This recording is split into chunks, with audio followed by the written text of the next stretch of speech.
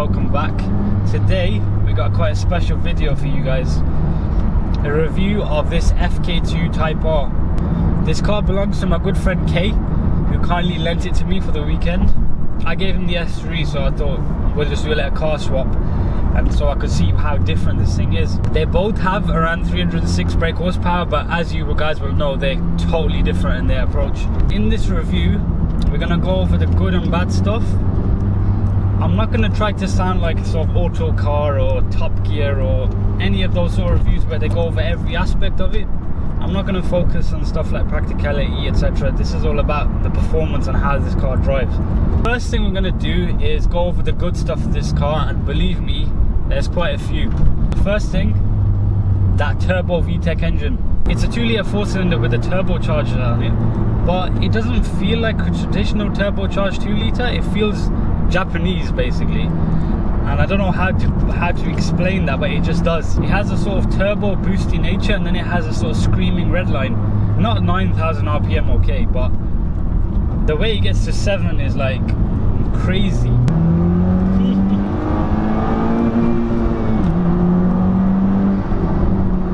I mean, sometimes I find that I short shift this thing, which is very weird for a Honda, but it's got so much torque low down. I think it's got around 300 pound-feet. Really, after about 2.5, you feel it, definitely, and you can short shift the thing, especially if there's low traction.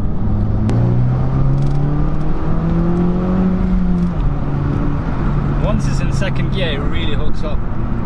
The first gear, of course, this car compared to its rivals in 0 to 60 time is a lot slower, 5.7, as opposed to low 5s, even mid to high 4s for something like a 4-wheel drive hot hatch like a Golf R or an S3. But I find that this thing is a different way of doing it, definitely a different way of doing it. If you buy this car for its outright acceleration off the mark, you're kind of missing the point. The next thing that's pretty good is the handling. See, I'm used to having a bit more of a softer setup because I'm used to my S3, of course. This thing is very race car. There's no other way to put it.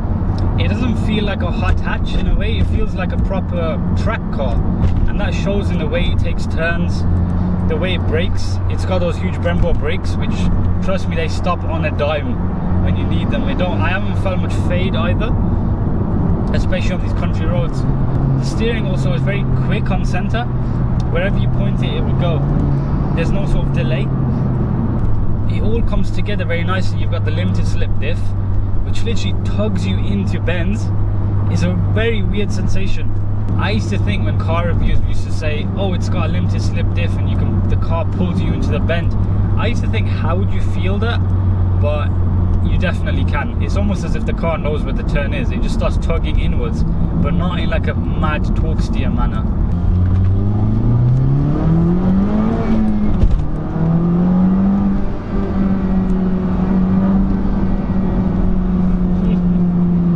Jesus Christ. Now there are 2 modes in this car. There's the R button, which I find just turns everything really like up to 12, not even 11, like 12 or 13. It is really crazy. And then there's the standard mode, which is when you turn the car on, that's just how it is. I've been driving in that mode like 90% of the time, as I find that the R mode makes the car almost too harsh. You literally cannot predict the way it goes over bumps. It literally will throw you off, especially on a country road. And our British back roads, they're pretty sort of undulating and quite got a lot of potholes, so you don't want to be in an unpredictable car. Now, what I do love about the R mode is the throttle response, because all this time I've been driving normal. If I just put in R, car's just beeping at me. It's a lot more aggressive, but I just wish that Honda would allow you to have that throttle response, but with this standard suspension setup. It would make the car literally perfect. Right, let's go on to the styling of this car. It is quite a Marmite car in the sense that I think a lot of people will think it's a bit too much, but I applaud Honda for actually going with what they felt like and just making a car that looks exciting. I love it. I think it literally looks like a Batmobile in the dark, and even in the daytime it turns so many heads, but not in a a sort of spiteful manner. There's some cars that turn heads, but people think, oh, look at him, he's a show off. And there's cars that turn people's heads because they start smiling and they're happy. And that's what you get with this. You get people being happy. You've got the huge wing on the back, and you've got the side skirts, and these little fins by the back lights. It all just comes together to create quite a crazy looking car in a good way. It really comes alive in a fast bend. I find that that's the aero working, as we mentioned earlier. It's not just for design, it is there for a reason. I find that it grips more as the faster you go, which is of course the point of aero. Some people think that, yeah, it's just there for show. The car's just trying to look like some sort of Need for Speed creation. Nope, this car needs that aero if it wants to go around the Nürburgring as fast as it did. Which of course, as we knew, it was the fastest production front-wheel drive car, I believe. That record has been taken by the GEI Club Sport, I know, but let's not forget who did it at that time. So it was an achievement. Right, of course there's going to be drawbacks with every car. This thing's pretty damn amazing, but there are some. First of which is the seat. They are amazing to look at, no doubt. But I find that the seat base is too narrow. Yes, I am quite a big guy, I'm about 6'2", but I'm not abnormally wide, I'll be honest with you. Probably just average weight, and you literally, I don't really fit in. You might even see from the shot that I'm actually kind of tilted like this. I've not found a single way to adjust it. It's like the actual seat that's the issue.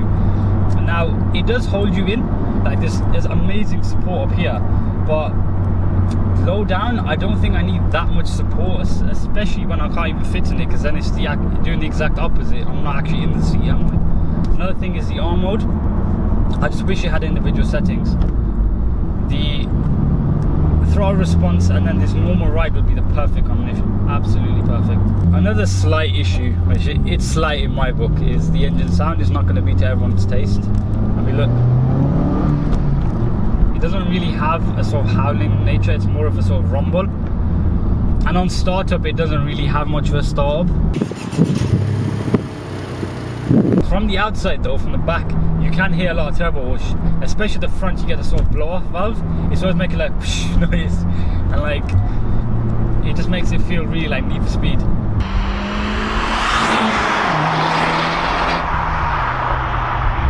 Another minor drawback is the fact that you cannot see the speedo, especially in my seating position.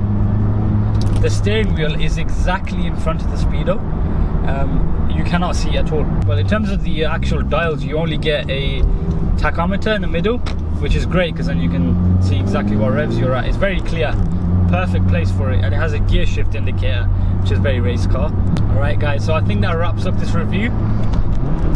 I think I covered the main points of this car, just how it drives, sounds, feels. Apologies if I missed out anything. It is my first attempt at a proper car review, but we'll get better with time. Give the video a thumbs up if you enjoyed it, found it useful, and you've learnt stuff about the Type R, and also subscribe if you want more of this content, and stay tuned for more, because I have got a few things planned with this car and also some other hot hatches, so we'll have some proper good content for this year. Take care guys, and see you next video.